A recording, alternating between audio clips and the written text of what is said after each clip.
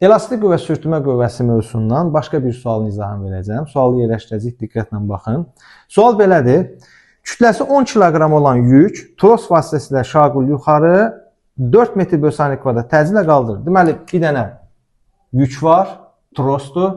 Tros vasitəsilə A bərabərdir 4 metr bölü saniyənin kvadrat təcillə yuxarı qaldırılır. Bizdən soruşur ki, trosun gərilmə qüvvəsini hesablayın. Bizə də J-nin qiymətini verdi. J bərabərdir 10, deməli, metr bölü saniyə kvadrat.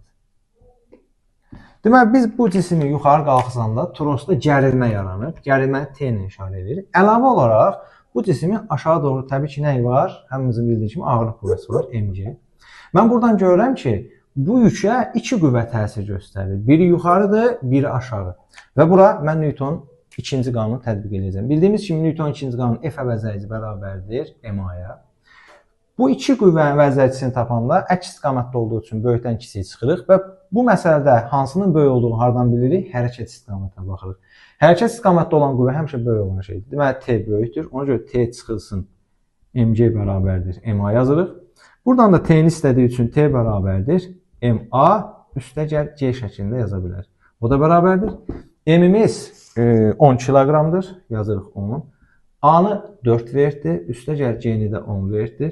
Deməli, 10 vurulsun 14. O da bərabər nə olur? 140 Newton. Belə. Bu qədər. Başqa hər hansısa bir sual izahını istəyirsinizsə rəydə yazın. Onları da izah edə bilərik. Bu qədər.